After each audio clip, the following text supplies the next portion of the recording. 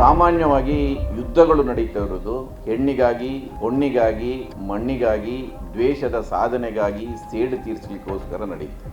ನಾವು ಯಾವ ಅರ್ಥದಲ್ಲಿ ಇದನ್ನು ವಿಜಯೋತ್ಸವವನ್ನು ಆಚರಿಸ್ತಾ ಇದ್ದೇವೆ? ಪ್ರತಿ ದಿನ 4 ಮಹಿಳೆಯರ ಮೇಲೆ ಮೇಲ್ಜಾತಿಗಳು ಅತ್ಯಾಚಾರ ನಡೆಸ್ತಾರೆ. ಇವತ್ತು ನೀವು ನ್ಯಾಷನಲ್ ಕ್ರೈಮ್ ಬ್ಯೂರೋನ ರೆಕಾರ್ಡ್ಗಳು ತೆಗೆದರೆ ದಲಿತರ ಮೇಲೆ, ಪರಿಶಿಷ್ಟ ಜಾತಿ ಇರಲಿ, ಪರಿಶಿಷ್ಟ ಪಂಗಡದವರ ಮೇಲಿನ ಅತ್ಯಾಚಾರಗಳು ಕಡಿಮೆ ಆಗಿಲ್ಲ. ನೀವು ದೇಶದ ಎಲ್ಲ ವಿಶ್ವವಿದ್ಯಾಲಯಗಳಲ್ಲಿರುವ ರಿಸರ್ವ್ ಪೋಸ್ಟ್ನ ಬ್ಯಾಕ್ಲಾಗ್ಗಳು ಎಷ್ಟಿದೆ ಅಂತ ನೋಡಿ. ಯಾಕೆ ಅದನ್ನು ತುಂಬಿದೆ, ಅದನ್ನು ಇಟ್ಕೊಂಡಿದ್ದಾರೆ ಅಂತ ಕೇಳಿ. ನಾನು ಹೇಳ್ತಾ ಇರೋದು, ಇವತ್ತು EWC ಏನು ಬಂದಿದೆ ಅದು ಜನವಿರೋಧಿ, ಸಂವಿಧಾನ ವಿರೋಧಿ ಆಗಿದ್ದರೂ ಕೂಡ ನ್ಯಾಯಾಲಯ ಕೂಡ ಅದಕ್ಕೆ ತಡೆಯಾಜ್ಞೆಯನ್ನು ಕೊಡ್ತಾ ಇದೆ. ಉಡುಪಿ ಬ್ರಾಹ್ಮಣರ ಹೋಟೆಲ್ ಆದರೂ ಹೋಗ್ತಾರೆ, ಅವನು ಜಾತಿ ಹೆಸರಲ್ಲಿ ಹೋಟೆಲ್ ಪ್ರಾರಂಭ ಮಾಡ್ಬೋದು. ದಲಿತರು ಅವರ ಹೆಸರಲ್ಲಿ ಹೋಟೆಲ್ನ ಓಪನ್ ಮಾಡಲಿಕ್ಕೆ ಆಗೋದಿಲ್ಲ. ಯಾಕೆಂದರೆ ಅವಕಾಶಗಳು ಎಲ್ರಿಗೂ ಇಲ್ಲಿ ಸಮಾನವಾಗಿ ಇರುವುದಿಲ್ಲ ಎನ್ನುವ ಕಾರಣಕ್ಕಾಗಿ. ಇದರಿದ್ದರೆ ನೂರಾರು ಯುದ್ಧಗಳನ್ನು ಮಾಹಿತಿಗಳು ನಮಗೆ ಸಿಗುತ್ತೆ. ಆದರೆ ಆ ಎಲ್ಲ ಯುದ್ಧಗಳಿಗೂ ಭೀಮಾ ಕೊರೆಗಾಂವ್ನಲ್ಲಿ ನಡೆದ ಯುದ್ಧಕ್ಕೂ ಒಂದು ಭಾಳ ಮಟ್ಟದ ವ್ಯತ್ಯಾಸ ಇದೆ.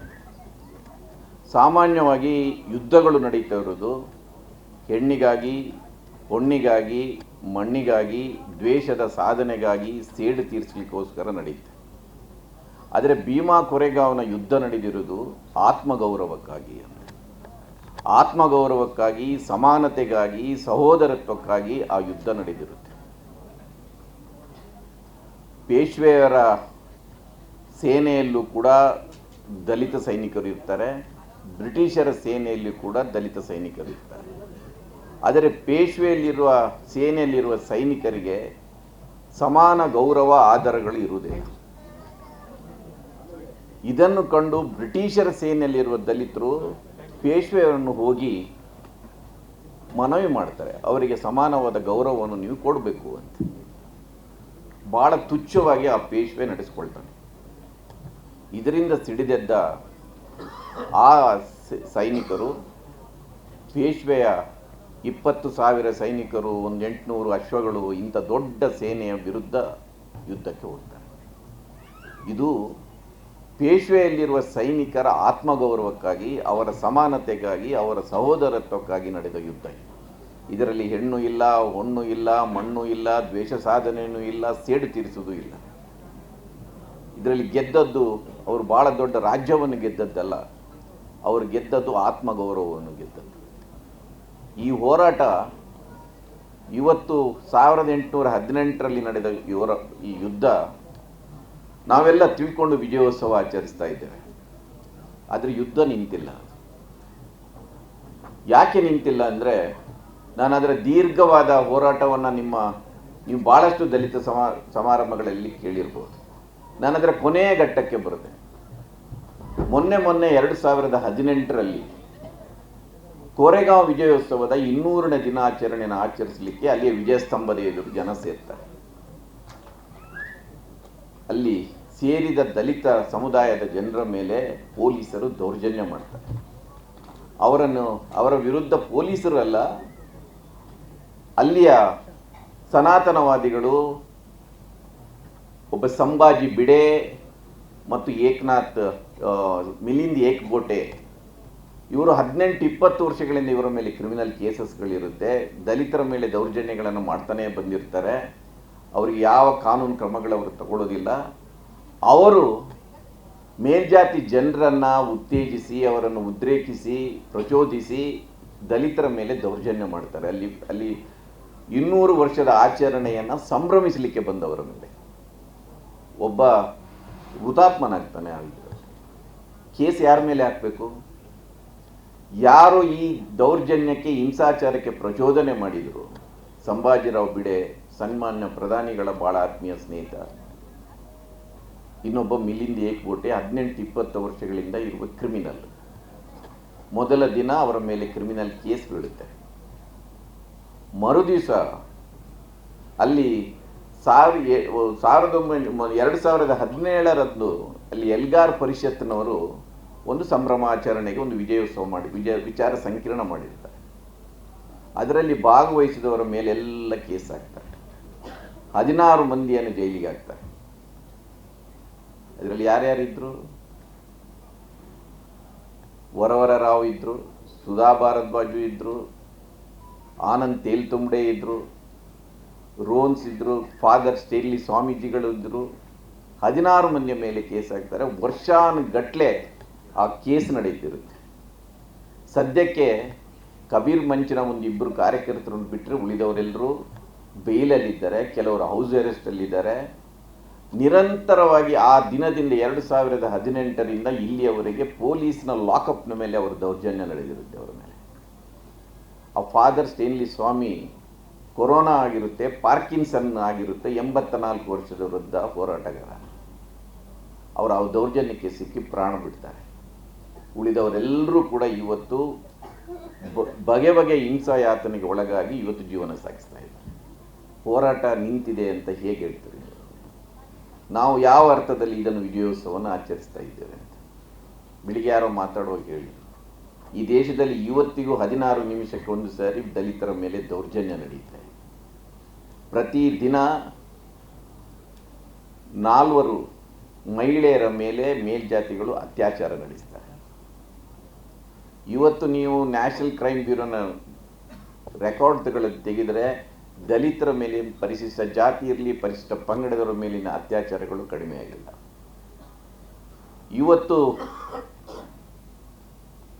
ಭೀಮಾ ಕೋರೆಗಾಂವ್ನ ಕದನದ ನಮಗೆ ಏನು ಹೇಳಿಕೊಟ್ಟಿದೆ ಮತ್ತು ನಮ್ಮ ಮುಂದಿರೋ ಸವಾಲುಗಳು ಏನು ಎನ್ನುವುದನ್ನು ಇವತ್ತು ಯೋಚನೆ ಮಾಡಬೇಕಾಗಿದೆ. ನಾವು ವಿಜಯೋತ್ಸವವನ್ನು ಆಚರಿಸುವ ಜೊತೆಯಲ್ಲೇ ನಾವು ನಮ್ಮ ಆತ್ಮಾವಲೋಕನವನ್ನು ಕೂಡ ಮಾಡಬೇಕು ಮತ್ತು ನಮ್ಮ ಮುಂದಿರುವ ಸವಾಲುಗಳನ್ನು ಗುರುತಿಸಲಿಕ್ಕೆ ಸಹಾಯ ಆಗಬೇಕು. ನಾನು ಭಾಳ ಮಂದಿ ಮಾತಾಡಲಿಕ್ಕಿದ್ದಾರೆ, ನಾನು ಭಾಳ ದೀರ್ಘವಾಗಿ ಮಾತಾಡೋದಿಲ್ಲ. ನಾನೊಂದು 3-4 ವಿಷಯಗಳ ಬಗ್ಗೆ ಮಾತ್ರ ನಿಮ್ಮ ಗಮನಕ್ಕೆ ತರ್ತೇನೆ. ನನಗನ್ನಿಸೋದು ನಾವು ವಿಜಯೋತ್ಸವವನ್ನು ಆಚರಿಸೋಣ. ನಾವು 3 ಮುಖ್ಯ ವಿಷಯಗಳ ಬಗ್ಗೆ ನಮ್ಮ ಮುಂದಿನ, ನಾನು ಇದನ್ನು ಭಾಳ ಕಡೆಗಳಲ್ಲಿ ಹೇಳಿದ್ದೇನೆ. ಇವತ್ತು ಬಹುಶಃ ಪ್ರಿಯಾಂಕ್ ಖರ್ಗೆ, ಸತೀಶ್ ಜಾರಕಿಹೊಳಿ ಇದ್ದರೆ ಅವರ ಗಮನಕ್ಕೂ ಅದನ್ನು ತರಬೇಕಂತ ನನಗೆ, ಬಹುಶಃ ಅವ್ರಿಗೆ ಅದನ್ನು ಕೇಳ್ಬೋದು, ಇಲ್ಲದ್ರೆ ಅವ್ರಿಗೆ ಮುಟ್ಬೋದು. ನಮ್ಮ ಮುಂದಿರುವ ಸವಾಲುಗಳನ್ನೆಲ್ಲವನ್ನೂ ಕೂಡ ಬೇರೆ ದೃಷ್ಟಿಕೋನದಲ್ಲಿ ನೋಡುವಂಥ ಒಂದು ಕಾಲ ಬಂದಿದೆ ನಮಗೆ. ಮೊದಲನೇದು ಅಸ್ಪೃಶ್ಯತೆ, ಎರಡನೇದು ಉದ್ಯೋಗ ಮತ್ತು ಶಿಕ್ಷಣದಲ್ಲಿರುವ ಮೀಸಲಾತಿ, ಮೂರನೇದು ರಾಜಕೀಯ ಪ್ರಾತಿನಿಧ್ಯ. ಈ 3 ವಿಷಯಗಳ ಬಗ್ಗೆ ನಾವು ಭಾಳ ಗಂಭೀರವಾಗಿ ಯೋಚನೆ ಮಾಡಬೇಕಾದ ಕಾಲ ಬಂದಿದೆ. ಮೊದಲನೇದಾಗಿ ಅಸ್ಪೃಶ್ಯತೆ. ಅಸ್ಪೃಶ್ಯತೆ ಅಂದರೆ ನಮ್ಮ ದೃಷ್ಟಿಯಲ್ಲಿ ಏನಿದೆ ಅಂದರೆ ಮುಟ್ಟುವುದು, ಮುಟ್ಟದೇ ಇರೋದು, ಮನೆಯೊಳಗೆ ಕರೆಯುವುದು, ಕರೆಯದೇ ಇರೋದು, ಜೊತೆಯಲ್ಲಿ ಕೂತು ಊಟ ಮಾಡೋದು, ಊಟ ಮಾಡದೇ ಇರೋದು. ಇದನ್ನು ನಾವು ಸಾಮಾನ್ಯವಾಗಿ ಅಸ್ಪೃಶ್ಯತೆ ಅಂತ ತಿಳ್ಕೊಂಡಿದ್ದೇವೆ. ಆದರೆ ಇವತ್ತು ಆ ಅಸ್ಪೃಶ್ಯತೆ ಇವತ್ತು ಕಡಿಮೆ ಆಗಿದೆ. ಯಾರು ನಿಮ್ಮನ್ನು ಮುಟ್ಟದೇ ಇರೋದಿಲ್ಲ, ಮುಟ್ತಾರೆ, ಹೆಗಲ ಮೇಲೆ ಕೈ ಹಾಕ್ತಾರೆ, ಸಾಧ್ಯ ಆದರೆ ಮನೆಯೊಳಗಡೆ ಕರೆಯುತ್ತಾರೆ, ಜೊತೆಯಲ್ಲಿ ಇಟ್ಕೊಂಡು ಊಟ ಮಾಡಿಸ್ತಾರೆ. ಅಷ್ಟಕ್ಕೆ ಅಸ್ಪೃಶ್ಯತೆ ಕೊನೆಗೊಂಡಿತೆ ಅಂತ ನಾವು ವಿಜಯೋತ್ಸವ ಆಚರಿಸ್ಬೋದು ಅಂತ ಪ್ರಶ್ನೆ. ಇದು ಗೋಚರವಾದ ಅಸ್ಪೃಶ್ಯತೆ, ವಿಸಿಬಲ್ ಆದ ಅಸ್ಪೃಶ್ಯತೆ, ನಮ್ಮ ಕಣ್ಣಿಗೆ ಕಾಣುತ್ತೆ. ಅದು ಅದಕ್ಕಿಂತಲೂ ಭೀಕರವಾದ ಅಗೋಚರ ಅಸ್ಪೃಶ್ಯತೆ ಇದೆ, ಇನ್ವಿಸಿಬಲ್ ಅನ್ಟಚಬಿಲಿಟಿ ಅಂತ ಹೇಳ್ತಾರೆ. ಇದು ನಮ್ಮ ಕಣ್ಣಿಗೆ ಕಾಣೋದಿಲ್ಲ. ಆದರೆ ನಮ್ಮ ಮೇಲೆ ಇನ್ವಿಸಿಬಲ್ ಅಸ್ಪೃಶ್ಯತೆ ಇದೆಯಲ್ಲ, ಅಗೋಚರವಾದ ಅಸ್ಪೃಶ್ಯತೆ, ಅದರ ದಾಳಿಯಾಗಿದೆ. ನೀವು ದೇಶದ ಎಲ್ಲ ವಿಶ್ವವಿದ್ಯಾಲಯಗಳಲ್ಲಿರುವ ರಿಸರ್ವ್ ಪೋಸ್ಟ್ನ ಬ್ಯಾಕ್ಲಾಗ್ಗಳು ಎಷ್ಟಿದೆ ಅಂತ ನೋಡಿ. ಯಾಕೆ ಅದು ಅದನ್ನು ತುಂಬಿದೆ, ಅದನ್ನು ಇಟ್ಕೊಂಡಿದ್ದಾರೆ ಅಂತ ಕೇಳಿ. ಯಾಕೆ ರೋಹಿತ್ ವೆಮುಲ ಎನ್ನುವ ಯುವಕ ಆತ್ಮಹತ್ಯೆಯನ್ನು ಮಾಡಿಕೊಳ್ಳುವಂಥ ಪರಿಸ್ಥಿತಿಗೆ ಯಾಕೆ ಬರ್ತಾರೆ ಅಂತ ತಿಳ್ಕೊಳ್ಳಿ. ನಮ್ಮ ವಿಶ್ವವಿದ್ಯಾಲಯಗಳಲ್ಲಿ ಎಷ್ಟೊಂದು PhD ಸ್ಟೂಡೆಂಟ್ಗಳಿಗೆ ಇವತ್ತು ಗೈಡ್ಗಳು ಸಿಗ್ತಾ ಇಲ್ಲ. ನಾನೇ ಪ್ರಯತ್ನ ಮಾಡಿದ್ದು 4-5 ಉದಾಹರಣೆಗಳನ್ನು ಕೊಡಬಲ್ಲೆ. ಒಬ್ಬ ದಲಿತ PhD ಸ್ಟೂಡೆಂಟನ್ನು ರೆಫರ್ ಮಾಡಿದರೆ ಬೇಡ, ಅವರು ಬೇಡ, ಅವನನ್ನು ನೋಡಿದರೆ ನನಗೆ, ಒಬ್ಬ ಮಂಗಳೂರಿನ ಒಬ್ಬ ಗೈಡ್ ನನಗೆ ಹೇಳಿದ್ದ, ಅವನನ್ನು ನೋಡಿದರೆ ನನಗೆ ಭಯ ಆಗುತ್ತೆ, ನನ್ನ ಮೊದಲೇ ಹಾರ್ಟ್ ಪೇಷಂಟ್ ಅಂತ. ಇದು ಇನ್ವಿಸಿಬಲ್ ಆದ ಇದು. ನೀವು ಊಟ ಕೊಡದೇ ಇದ್ದರೆ, ಮನೆಯೊಳಗೆ ಬಿಟ್ಟಿದ್ರೆ ಹೋಗಯ್ಯ ಅಂತ ಹೇಳ್ಬೋದು. ಎಲ್ಲೋ ಇವತ್ತು ಊಟಕ್ಕಿಲ್ಲದ ಅಂತ ಉಪವಾಸ ಕೂರುವಂಥ ಸ್ಥಿತಿ ಕಡಿಮೆ ಆಗಿದೆ. ಇವತ್ತು ಒಂದು ವಿಶ್ವವಿದ್ಯಾನಿಲಯಗಳಾಗಲಿ, ಸರ್ಕಾರದಲ್ಲಿ ಆಗಲಿ, ನೇಮಕಾತಿಯ ಪ್ರಶ್ನೆ ಬಂದಾಗ ಹೇಗೆ ದಲಿತ ಸಮುದಾಯದ ಅಭ್ಯರ್ಥಿಗಳನ್ನು ಮೂಲೆಗೆ ತಳ್ಳುವ ಒಂದು ಹುನ್ನಾರ ನಡೀತಾ ಇದೆ ಅಂತ ನೀವು ಭಾಳ, ಇದಕ್ಕೆ ಒಳ್ಳೆಯ ಒಂದು ಕೇಸ್ ಸ್ಟಡಿ ಅಂದರೆ ನಮ್ಮ ವಿಶ್ವವಿದ್ಯಾಲಯಗಳಲ್ಲಿ ನಡೆಯುವಂಥದ್ದು. ಯಾಕೆ ಅದು ಅವರನ್ನು ಮಾಡ್ತಾ ಇಲ್ಲ? ಒಂದು ಹೊತ್ತು ಊಟ ಕೊಡದೇ ಇದ್ದರೆ ನಿಮ್ಮ ಒಂದು ಹೊತ್ತಿನ ಒಂದು ಉಪವಾಸ ಕೂರ್ಬೋದು. ಆದರೆ ಒಬ್ಬನಿಗೆ ಒಂದು ಉದ್ಯೋಗವನ್ನು ಕಸಿದುಕೊಂಡಾಗ ಅವನ ಇಡೀ ಬದುಕನ್ನೇ ಕಸಿದುಕೊಂಡಾಗ ಇದು ಇವತ್ತಿನ ಅಗೋಚರವಾದ ಅಸ್ಪೃಶ್ಯತೆ. ಯಾಕೆ ಕರ್ನಾಟಕದಲ್ಲಿ ಒಬ್ಬ ದಲಿತ ಮುಖ್ಯಮಂತ್ರಿ ಅಂತ ಪ್ರಶ್ನೆ ಬಂದಾಗ ಎಲ್ಲರೂ ಯಾಕೆ ಎದ್ದು ನಿಲ್ತಾರೆ, ಪ್ರತಿಭಟಿಸ್ತಾರೆ? ಬೇರೆ ಬೇರೆ ನಾನು ಅದನ್ನು ಕೇಳಬೇಕಂತ ಇದ್ದೆ. ಇವತ್ತು ಪ್ರಿಯಾಂಕ್ ಖರ್ಗೆ ಇದ್ರೆ ಕೇಳಬೇಕಿತ್ತು. ಯಾಕೆ ಅವರ ಮೇಲೆ ಬೀಳ್ತಾರೆ? ಯಾಕೆ ಸತೀಶ್ ಜಾರಕಿಹೊಳಿ ಅವರನ್ನು ದಾಳಿ ಮಾಡ್ತಾರೆ? ಯಾಕೆ ಮಾಡ್ತಾರೆ? ಈ ಮಟ್ಟದ ಅಸ್ಪೃಶ್ಯತೆಯನ್ನು ನಾವು ಅರ್ಥ ಮಾಡ್ಕೊಳ್ಬೇಕು. ನಮ್ಮ ಲಂಕೇಶ್ ಹೇಳ್ತಾ ಇದ್ರು, ಜಾತಿ ಚರ್ಮದ ಒಳಗಡೆ ಇರುತ್ತೆ ಅಂತ. ಮೇಲ್ಗಡೆನ ಜನಿವಾರವನ್ನು ಕಿತ್ತಾಕಿದ್ರು ಚರ್ಮದ ಒಳಗಡೆ ಒಂದು ಜನಿವಾರ ಇರುತ್ತೆ, ಒಂದು ದಾರ ಇರುತ್ತೆ ಅಂತ. ಅದರಿಂದ ಈ ಇನ್ವಿಸಿಬಲ್ ಆದ ಅಗೋಚರವಾದ ಅಸ್ಪೃಶ್ಯತೆಯನ್ನು ನಾವು ಗಮನದಲ್ಲಿಟ್ಕೊಂಡು ನಾವು ನಮ್ಮ ಹೋರಾಟವನ್ನು ರೂಪಿಸದೇ ಇದ್ದರೆ ನಮ್ಮ ಗುರಿ ತಲುಪಲಿಕ್ಕಾಗೋದಿಲ್ಲ.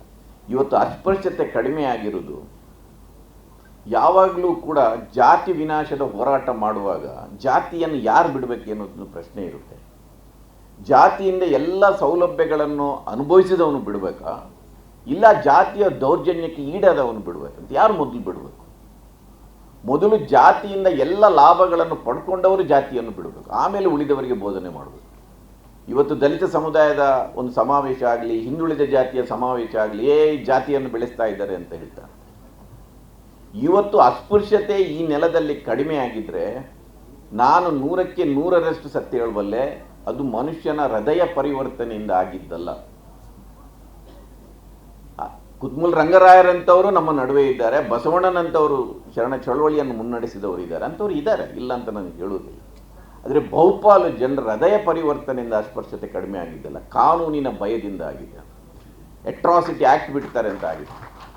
ಹೃದಯ ಪರಿವರ್ತನೆಯಲ್ಲ, ಅವ್ರ ಹೃದಯವನ್ನು ಕೆರೆದ್ರೆ ಅದೇ ಮೂಲಭೂತವಾದ ಇದೆ, ಅದೇ ಜಾತಿವಾದ ಇದೆ. ಅದರಿಂದ ಈ ಎಚ್ಚರ ನಮ್ಮಲ್ಲಿ ಇರಬೇಕು. ಅಸ್ಪೃಶ್ಯತೆಯನ್ನು ತೊಲಗಿಸಲಿಕ್ಕೆ ಈ ಹೋರಾಟವನ್ನು ಮಾಡಬೇಕು. ನೀವು ಇವತ್ತು ಯಾವ ಮಟ್ಟಕ್ಕೆ ಬಂದಿದೆ ಅಂದರೆ, ನಾನು 2ನೇ ಸಂಗತಿಗೆ ಹೋಗ್ತೇನೆ. 2ನೇದು ಉದ್ಯೋಗ ಮತ್ತು ಶಿಕ್ಷಣದಲ್ಲಿಯೇ ಮೀಸಲಾತಿ. ಇವತ್ತು ಮೀಸಲಾತಿಯನ್ನೇ ಭಾಳ ಮಂದಿ ಪ್ರಶ್ನೆ ಮಾಡ್ತಾರೆ. ಮೀಸಲಾತಿ ಅಂದರೆ ಒಂದು ಬಡತನ ನಿರ್ಮೂಲನೆ ಕಾರ್ಯಕ್ರಮ ಅಲ್ಲ, ಅದು ಪ್ರಾತಿನಿಧ್ಯಕ್ಕಾಗಿ ನಡೆಸುವ ಹೋರಾಟ. ಒಂದು ಪ್ರಾತಿನಿಧ್ಯಕ್ಕಾಗಿ, ಅವಕಾಶಕ್ಕಾಗಿ, ಅವನ ಹಕ್ಕುಗಳನ್ನು ಕೇಳ್ತಾ ಇದ್ದಾನೆ. ಎಲ್ಲ ಜಾತಿ ಜನಾಂಗದವರಿಗೆ ಅವರ ಜನಸಂಖ್ಯೆಗೆ ಅನುಗುಣವಾದ ಪ್ರಾತಿನಿಧ್ಯ ಸಿಗಬೇಕು, ಅಷ್ಟೇ. ಭಾಳ ಸರಳವಾದದ್ದು. ಇವತ್ತು ಮೀಸಲಾತಿಯ ನಂತರನೂ ಕೂಡ ಪರಿಶಿಷ್ಟ ಜಾತಿ ಇಲ್ಲದ್ರೆ ಪರಿಶಿಷ್ಟ ಪಂಗಡಗಳಿಗೆ ಸರ್ಕಾರಿ ಉದ್ಯೋಗದಲ್ಲಿ ಆಗಲಿ ಅವರಿಗೆ ಅವರ ಜನಸಂಖ್ಯೆಗೆ ಅನುಗುಣವಾದ ಅವಕಾಶ ಸಿಕ್ಕಿದೆ ಎನ್ನುವುದನ್ನು ನೀವು ತೆಗೆದು ನೋಡಿದರೆ ಆಗ ನಮಗೆ ಅರ್ಥ ಆಗುತ್ತೆ.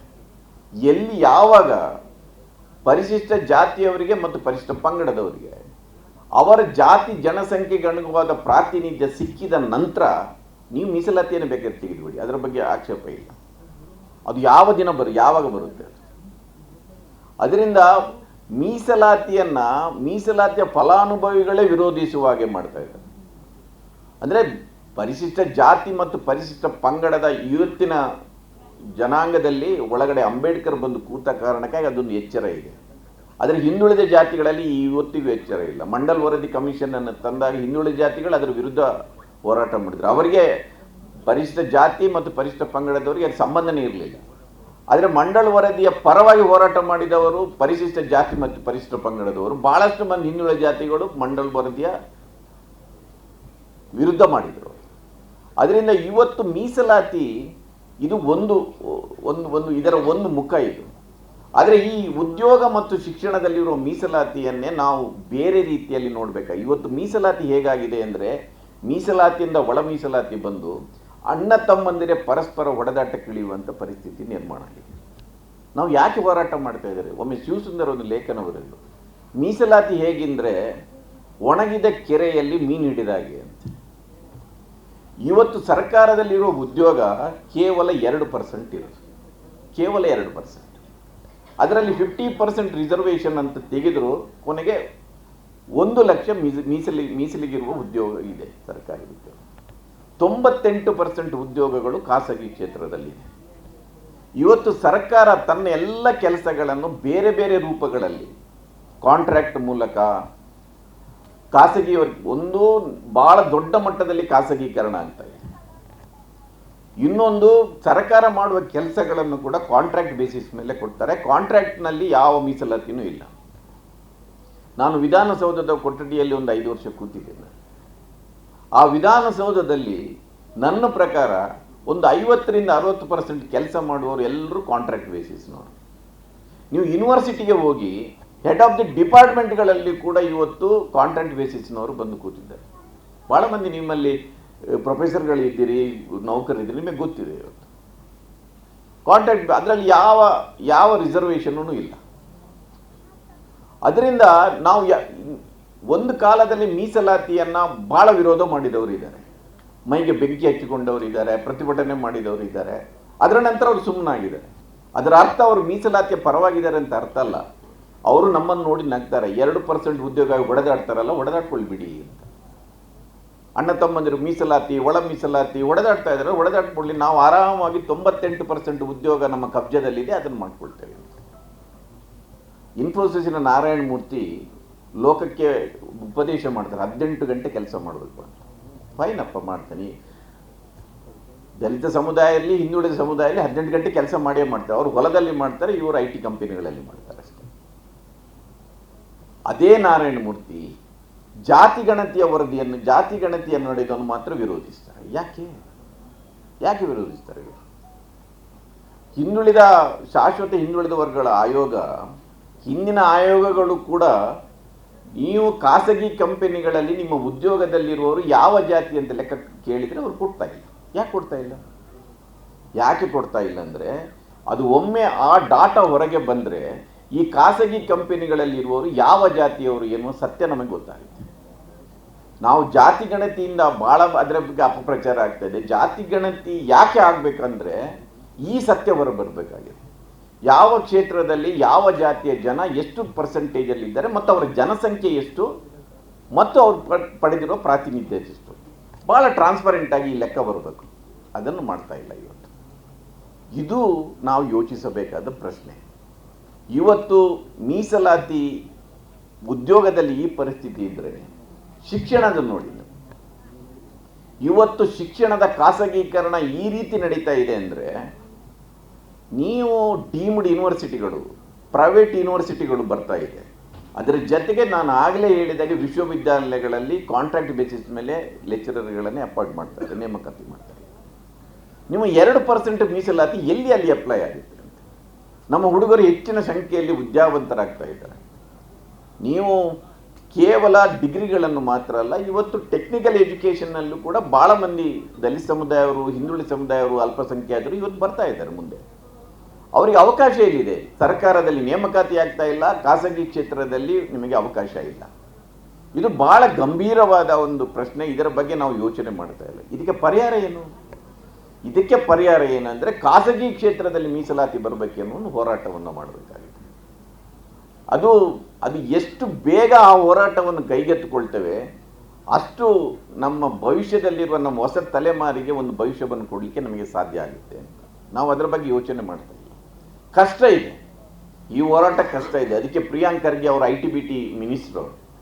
ನಾಳೆ ಏನಾದರೂ ಪ್ರಿಯಾಂಕ್ ಖರ್ಗೆ ಅವರು IT-BTಯಲ್ಲೂ ಕೂಡ ನಾವು ಮೀಸಲಾತಿಯ ಬಗ್ಗೆ ನಾವು ಆಲೋಚನೆ ಮಾಡ್ತಾ ಇದ್ದೀವಿ ಒಂದು ಶಬ್ದ ಹೇಳಿದರೆ, ನೀವು ನೆನಪಿಟ್ಕೊಳ್ಳಿ, ಮರುದಿವಸದ ಪತ್ರಿಕೆಯಲ್ಲಿ ಎಲ್ಲ ಈಗ ಮೋಹನ್ ದಾಸ್ ಪೈ, ಈ ನಾರಾಯಣ ಮೂರ್ತಿ ಇಂಥವರು ಸೋಷಿಯಲ್ ಮೀಡಿಯಾದಲ್ಲಿ ಇಲ್ಲಿಂದ ಡೆಲ್ಲಿಯವರೆಗೆ ಅವರ ವಿರುದ್ಧ ಅಪಪ್ರಚಾರಕ್ಕೆ, ಅವರ ವಿರುದ್ಧ ದಾಳಿಗಿಳಿತಾರೆ. ಆಗ ಅವರ ರಕ್ಷಣೆಗೆ ಹೋಗಬೇಕಾದ್ರು ನಾವು. ಅದರಿಂದ ಸರ್ಕಾರದಲ್ಲಿ ಇವತ್ತು ಅಧಿಕಾರದಲ್ಲಿರುವವರಿಗೂ ಕೂಡ ಇಂಥ ಯೋಜನೆಗಳನ್ನು, ಇಂಥ ಕಾರ್ಯಕ್ರಮಗಳನ್ನು ತರೋದು ಅಷ್ಟು ಸುಲಭದ ಕೆಲಸ ಅಲ್ಲ. ಅವರ ಬೆನ್ನಿಗೆ ಜನಶಕ್ತಿ ನಿಂತಾಗ ಮಾತ್ರ ಇದು ಸಾಧ್ಯ ಆಗುತ್ತೆ. ಖಾಸಗಿ ಕ್ಷೇತ್ರದಲ್ಲಿರೋ ಮೀಸಲಾತಿಯನ್ನು ಈ ರೀತಿ ಆಲೋಚನೆ ಮಾಡಬೇಕಾಗಿದೆ. ಮೀಸಲಾತಿ ಭಾಳ ಮಂದಿ ಕೇಳ್ತಾರೆ. ಇವತ್ತು ಮೀಸಲಾತಿ 2 ಕ್ಷೇತ್ರಗಳಲ್ಲಿ ಮೀಸಲಾತಿ ಇಲ್ಲ. ಯಾಕೆ ಬೇಕು ಎನ್ನುವರಿಗೆ, ಒಂದು ನ್ಯಾಯಾಂಗದಲ್ಲಿಲ್ಲ, ಇನ್ನೊಂದು ಮಾಧ್ಯಮ ರಂಗದಲ್ಲಿಲ್ಲ. ಇವತ್ತು ನ್ಯಾಯಾಂಗದಲ್ಲಿ ಎಷ್ಟು ಮಂದಿ ದಲಿತ ಪ್ರತಿನಿಧಿಗಳಿದ್ದಾರೆ, ದಲಿತ ಮುಖ್ಯ ನ್ಯಾಯಾಧೀಶರಿದ್ದಾರೆ ಅಂತ ಲೆಕ್ಕ ಹಾಕಿ. ಮಾಧ್ಯಮ ರಂಗದಲ್ಲಿ ಎಷ್ಟಿದ್ದಾರೆ ಅಂತ ನನ್ನ ಕ್ಷೇತ್ರ, ನಾನು ಯಾವಾಗಲೂ ಹೇಳ್ತೇನೆ, ಪತ್ರಿಕೋದ್ಯಮ ಇದೆಯಲ್ಲ, ಅದು ರಾಕೆಟ್ ಸೈನ್ಸ್ ಏನಲ್ಲ. ನೀವು 100 ಮಂದಿ ಕವಿಗಳನ್ನು, 100 ಮಂದಿ ಕಾದಂಬರಿಕಾರರನ್ನು, 100 ಮಂದಿ ಲೇಖಕರನ್ನು ತೆಗೆದರೆ ಅದರಲ್ಲಿ ಒಂದು 50-60 ಮಂದಿ ದಲಿತರು, ಹಿಂದುಳಿದ ಜಾತಿಗಳು, ಅಲ್ಪಸಂಖ್ಯಾತರು ಇರ್ತಾರೆ. ಆದರೆ 100 ಮಂದಿ ಪತ್ರಕರ್ತರನ್ನು ತೆಗೆದರೆ ಒಂದು 10 ಮಂದಿ ಕೂಡ ಈ ಸಮುದಾಯದವರು ಇರುವುದಿಲ್ಲ. ಯಾಕೆ ಬರೆಯುವುದಿಲ್ಲ? ಇದೊಂದು ರಾಕೆಟ್ ಸೈನ್ಸಾ? ನೀವು ಒಳ್ಳೆ ಕವನ ಬರೆಯುವವರು, ಒಳ್ಳೆ ಕತೆ ಬರೆಯೋರು, ಕ್ರಿಯೇಟಿವ್ ಆಗಿ ಯೋಚನೆ ಮಾಡುವವರು, ನೀವು ಸಾಹಿತ್ಯ ರಚನೆಯಲ್ಲಿ ತೊಡಗಬಹುದಾದರೆ ಪತ್ರಿಕೋದ್ಯಮದಲ್ಲಿ ಯಾಕೆ ತೊಡಗಲಿಕ್ಕೆ ಆಗ್ತಾ ಇಲ್ಲ? ಇದರ ಬಗ್ಗೆ ಭಾಳ ದೊಡ್ಡ ಚರ್ಚೆ ಆಗಿದೆ. ನಾನು ಭಾಳ ಮಾತಾಡಿದ್ದೇನೆ ಏನೇನಾಯಿತು ಎನ್ನುವುದನ್ನು. ಅದನ್ನು ಮುಂದೆ ಇದೊಂದು ಪ್ರತ್ಯೇಕ ಸಬ್ಜೆಕ್ಟ್ ಮಾಧ್ಯಮ ರಂಗದಲ್ಲಿ. ನೀವು ನ್ಯಾಯಾಂಗದಲ್ಲಿ ನೋಡಿ ಇವತ್ತು ಯಾಕೆ ತೀರ್ಪುಗಳು ಈ ರೀತಿ ಬರ್ತಾ ಇದೆ. ಮೀಸಲಾತಿಗೆ ಸಂಬಂಧ ನೋಡಿ, ಮೀಸಲಾತಿ ಎನ್ನುವುದನ್ನು ನೀವೊಂದು ತಾತ್ವಿಕವಾಗಿ ವಿರೋಧಿಸುವುದಿದ್ರೆ ಅವರ ಜೊತೆ ಅವರ ಬಗ್ಗೆ ನನಗೆ ಗೌರವ ಇದೆ. ಮೀಸಲಾತಿಯನ್ನು ತಾತ್ವಿಕವಾಗಿ ವಿರೋಧಿಸುವವರಿಗೆ ಅವರ ಆರ್ಗ್ಯುಮೆಂಟ್ ಏನು? ನಿಮ್ಮಲ್ಲಿ ಭಾಳ ಮಂದಿ ಆರ್ಗ್ಯುಮೆಂಟ್ ಮಾಡ್ತಾರೆ, ಮೆರಿಟ್ ಹಾಳಾಗುತ್ತೆ, ಅರ್ಹತೆ ಹಾಳಾಗುತ್ತೆ ಅಂತ. 10% ಆರ್ಥಿಕವಾಗಿ ಹಿಂದುಳಿದವರಿಗೆ ಮೀಸಲಾತಿ ಕೊಟ್ಟರು, ಆಗ ಮೆರಿಟ್ ಹಾಳಾಗೋದಿಲ್ಲ.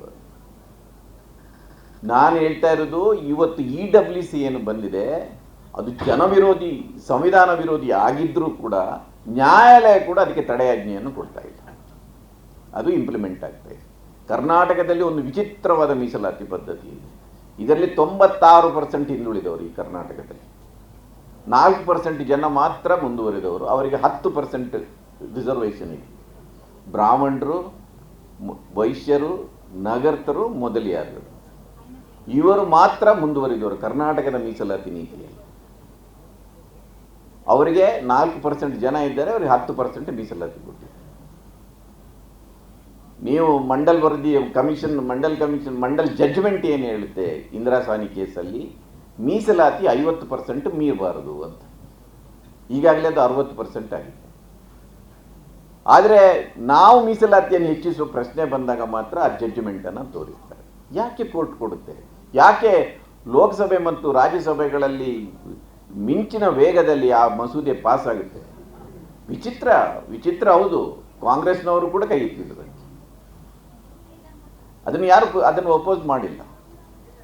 ಇದು ನಮ್ಮ ಸ್ಥಿತಿ. ಮೀಸಲಾತಿಯನ್ನು ನೀವು ತಾತ್ವಿಕವಾಗಿ ವಿರೋಧಿಸಿದ್ರೆ ನಮಗೆ ಮೀಸಲಾತಿ ಬೇಡ ಅಂತ ಹೇಳ್ಬೇಕು. ಈ 4% ಜನ ಹೇಳ್ಬೇಕಿತ್ತಲ್ವ, ಮೀಸಲಾತಿ ಬೇಡ, ಇದನ್ನ ಅರ್ಹತೆ ನಾಶ ಆಗುತ್ತೆ, ತಾತ್ವಿಕವಾಗಿ ನಾವು ವಿರೋಧಿಸ್ತೇವೆ ಅಂತ.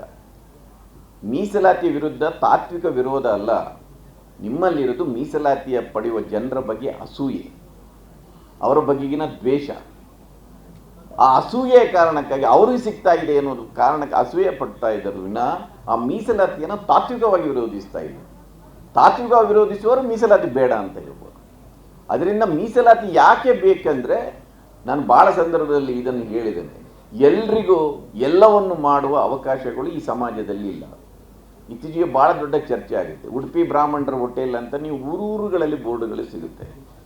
ಅಲ್ಲಿ ನಾಳೆ ಹೊಳೆಯರ ಮಾಂಸದ ಹೋಟೆಲ್, ಮಾದಿಗರ ಮಾಂಸದ ಹೋಟೆಲ್ ಅಂದರೆ ಅಲ್ಲಿ ಯಾರೂ ಬರೋದಿಲ್ಲ.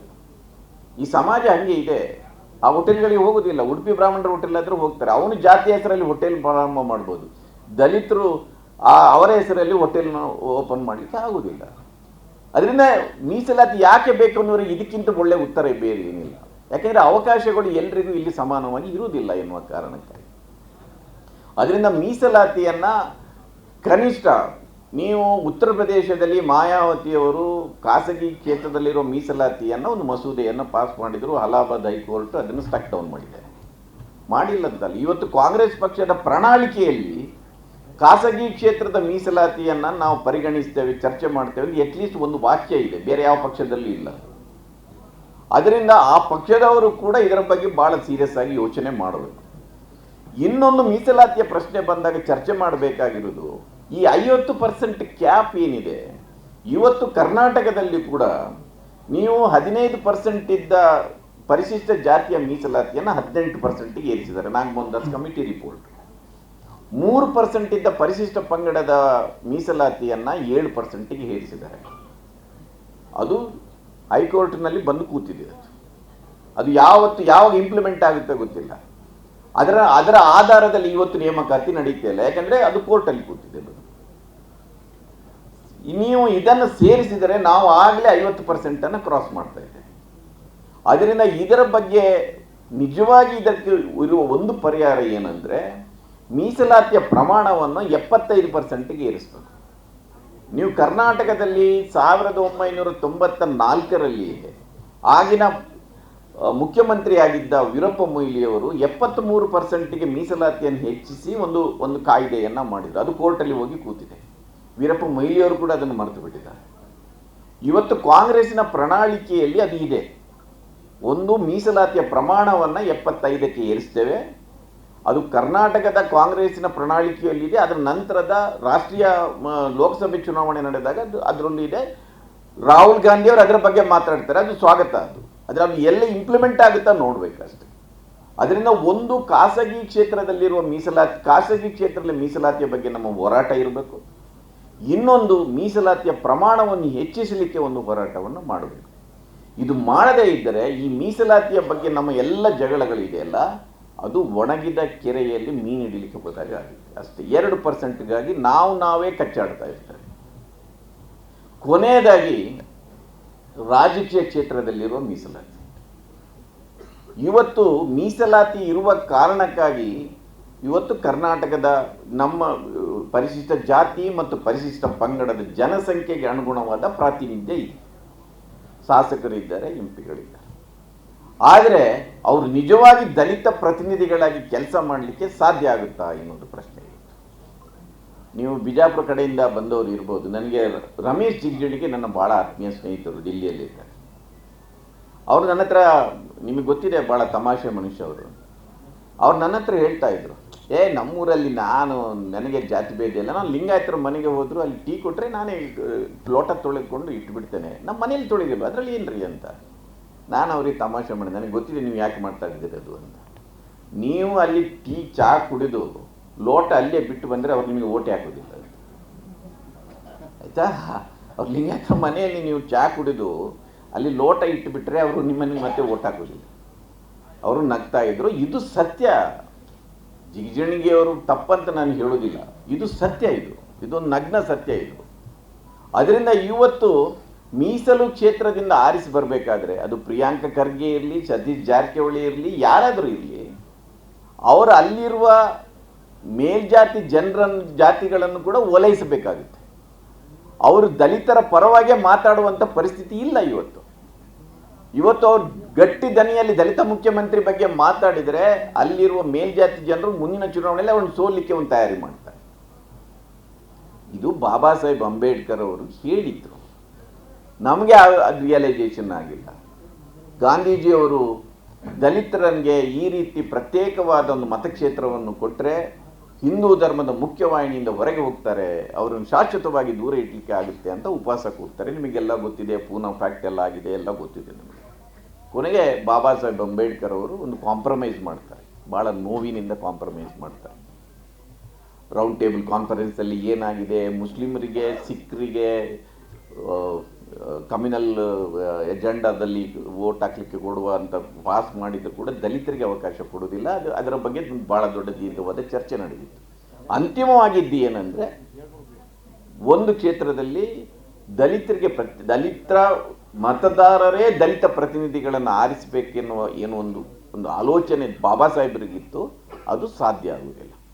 ಅದರ ಪರಿಣಾಮವನ್ನು ನಾವಿಲ್ಲಿ ಕಾಣ್ತಾ ಇದ್ದೇವೆ. ನಾನು ಭಾಳ ಕಡೆ ಇದನ್ನು ಹೇಳಿದ್ದೇನೆ, ಆದರೆ ಅದು ಚರ್ಚೆಯಾಗಿ ಎದ್ದು ಬರ್ತಾ ಇಲ್ಲ. ಮತ್ತೆ ಆ ರೀತಿಯ ಪ್ರತ್ಯೇಕ ಮತಕ್ಷೇತ್ರಗಳನ್ನು ಮಾಡುವ ಅಗತ್ಯ ಇದೆ ಅಂತ ನನಗೆ ಅನಿಸುತ್ತೆ. ದಲಿತ ಮತದಾರರೇ ದಲಿತ ಪ್ರತಿನಿಧಿಗಳನ್ನು ಆಯ್ಕೆ ಮಾಡುವಂಥ ಚುನಾವಣಾ ವಿಧಾನ ನಮಗೆ ಬರಬೇಕು.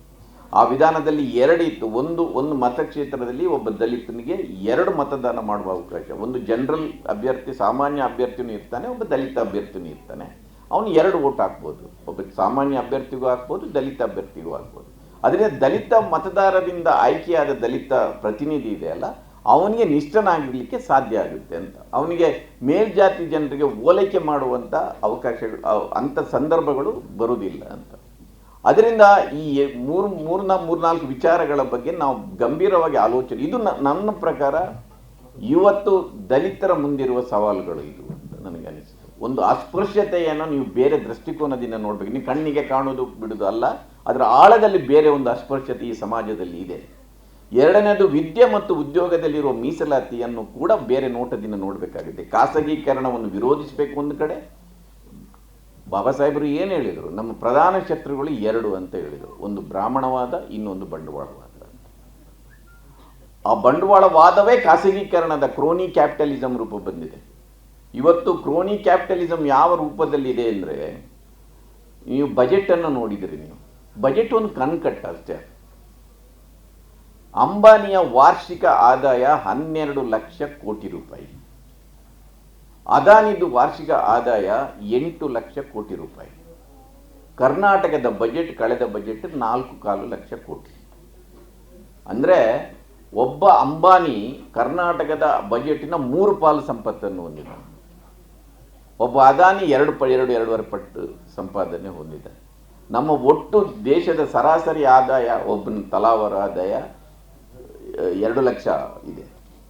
ಆದರೆ ಒಬ್ಬ ಸಾಮಾನ್ಯ ರೈತನ ಆದಾಯ, ಒಬ್ಬ ಸಾಮಾನ್ಯ ದಲಿತನ ಆದಾಯ 40,000 ರಿಂದ 50,000 ಇದೆ. ಅಂದರೆ ತಿಂಗಳಿಗೆ 10,000 ರಿಂದ 15,000 ರೂಪಾಯಿಯಲ್ಲಿ ಬದುಕುವಂಥ ಪರಿಸ್ಥಿತಿ ಇದೆ. ಬಾಬಾ ಸಾಹೇಬರು ಇದನ್ನು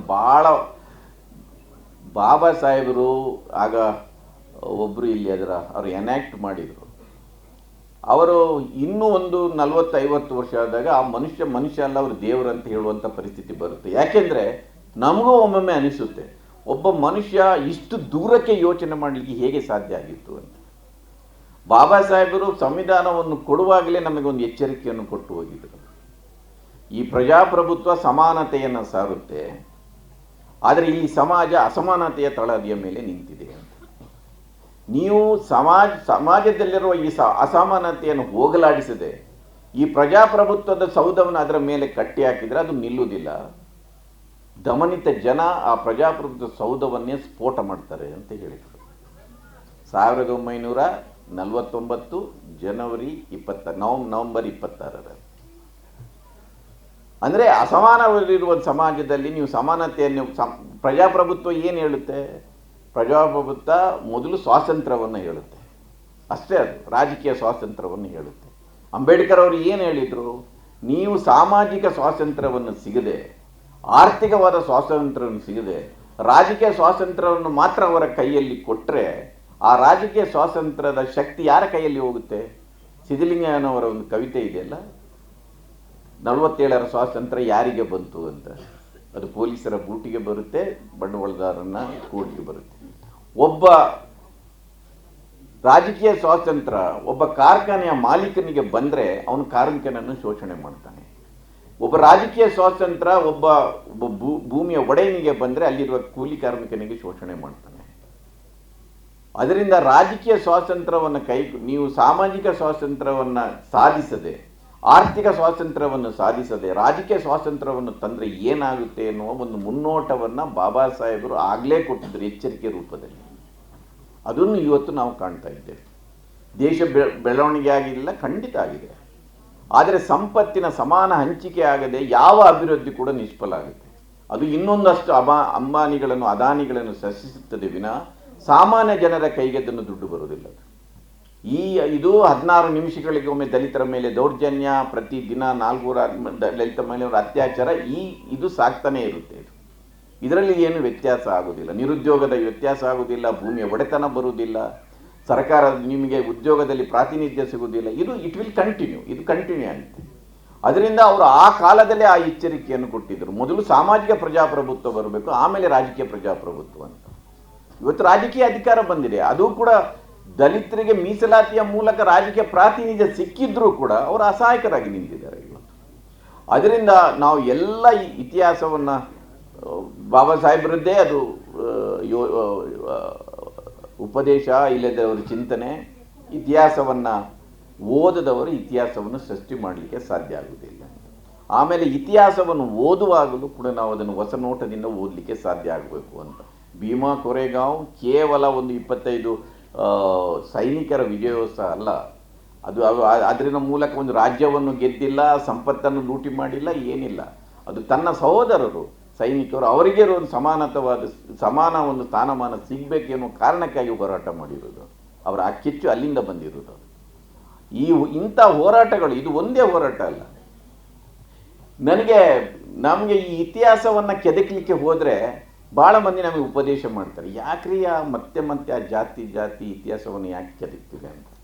ಇತ್ತೀಚೆಗೆ ಒಂದು ಭಾಳ ಪಾಪ್ಯುಲರ್ ಆದ ಒಂದು ಸಿನಿಮಾ ಬಂದಿದೆ ಲ್ಯಾಂಡ್ ಲಾರ್ಡ್ ಅಂತ. ನೀವು ಭಾಳ ಮಂದಿ ನೋಡಲಿದ್ದರೆ ನೋಡಿದೆ ಬಿಟ್ಟು, ನಾನು ಅದರ ಬಗ್ಗೆ ಪ್ರಚಾರ ಮಾಡ್ತೇನೆ ತಿಳ್ಕೊಳ್ಬೇಡಿ. ನನಗೆ ಪ್ರಾಮಾಣಿಕವಾಗಿ ಅನಿಸಿದೆ ನಾವೆಲ್ಲ ನೋಡಬೇಕಾದ ಸಿನಿಮಾ ಅಂತ.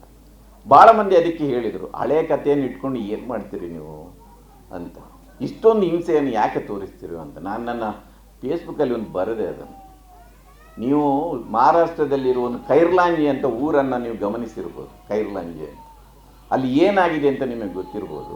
ಕೈರ್ಲಾಂಜಿಯಲ್ಲಿ ತಂದೆ ತಾಯಿ 3 ಮಕ್ಕಳ ಒಂದು ಸಣ್ಣ ದಲಿತ ಕುಟುಂಬ. ಆ ಹೆಣ್ಮಗಳು ಸ್ವಲ್ಪ ವಿದ್ಯೆ ಕಲಿತವರು. ಅವರಿಗೆ ಬಾಬಾ ಸಾಹೇಬರು ಹೀರೋ. ಅವರು ಬೌದ್ಧ ಧರ್ಮಕ್ಕೆ ಮತಾಂತರ ಆಗ್ತಾರೆ. ಆ ಹೆಣ್ಮಗಳು ಇಡೀ ಕುಟುಂಬವನ್ನು ಬೌದ್ಧ ಧರ್ಮಕ್ಕೆ ಮತಾಂತರ ಮಾಡ್ತಾರೆ. 2 ಗಂಡು ಮಕ್ಕಳು ಕಾಲೇಜಲ್ಲಿ ಓದ್ತಾ ಇದ್ದಾರೆ. ಒಬ್ಬಳು ಹೆಣ್ಣುಮಗಳು 17 ವರ್ಷ, ಅವಳು ಕಾಲೇಜಿಗೆ ಹೋಗ್ತಾ ಇರ್ತಾಳೆ. ಇಷ್ಟೇ.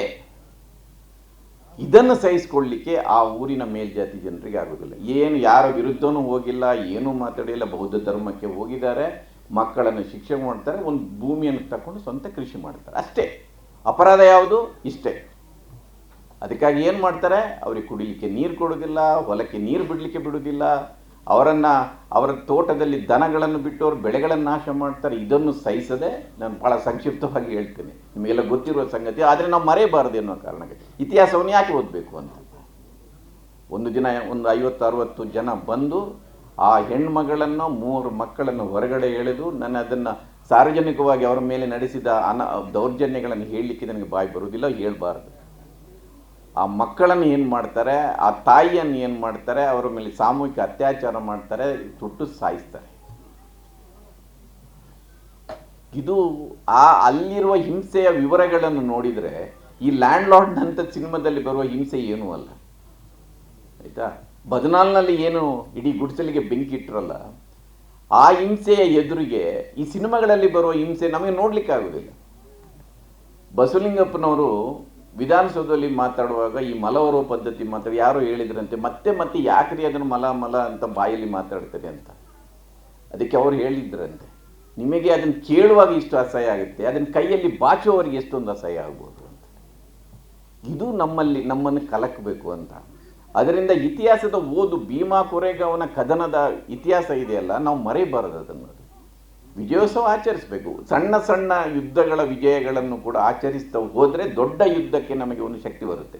ನಾನು ಅದನ್ನು ಹೋಗ್ತೇನೆ. ವಿಜಯೋತ್ಸವ ಮಾಡಲೇಬೇಕು. ಸಣ್ಣ ಸಣ್ಣ ವಿಜಯಗಳು, ಆ ವಿಜಯಗಳ ಒಂದು ಗೆಲುವಿನ ನಿಮಗೆ ಕೊಡುವ ಸ್ಫೂರ್ತಿ ಇದೆಯಲ್ಲ, ಅದು ನಮ್ಮ ದೊಡ್ಡ ಯುದ್ಧಕ್ಕೆ ನಮ್ಮನ್ನು ಸನ್ನದ್ಧರಾಗಲಿಕ್ಕೆ ಅದು ಪ್ರೇರಣೆ ಕೊಡುತ್ತೆ. ಅದರಿಂದ ಭೀಮಾ ಕೊರೆಗಾಂವ್ನ ವಿಜಯೋತ್ಸವ ಅಂಥ ಗೆಲುವಿನ ಕಡೆಗೆ ಹೋಗುವ ನಿಮ್ಮ ಹಾದಿಗೆ ಸ್ಫೂರ್ತಿಯಾಗಲಿ ಅಂತ ಹಾರೈಸಿ ನನ್ನ ಮಾತುಗಳನ್ನು ಮುಗಿಸ್ತೇನೆ. ಮತ್ತಷ್ಟು ವಿಶೇಷ ವಿಡಿಯೋಗಳನ್ನು ನೋಡಲು ಮತ್ತು ಹೊಸ ವಿಡಿಯೋಗಳ ಬಗ್ಗೆ ತಿಳಿಯಲು ಈ ದಿನ .com ಯೂಟ್ಯೂಬ್ ಚಾನೆಲ್ ಸಬ್ಸ್ಕ್ರೈಬ್ ಮಾಡಿ ಮತ್ತು ಬೆಲ್ ಐಕಾನ್ ಕ್ಲಿಕ್ ಮಾಡಿ.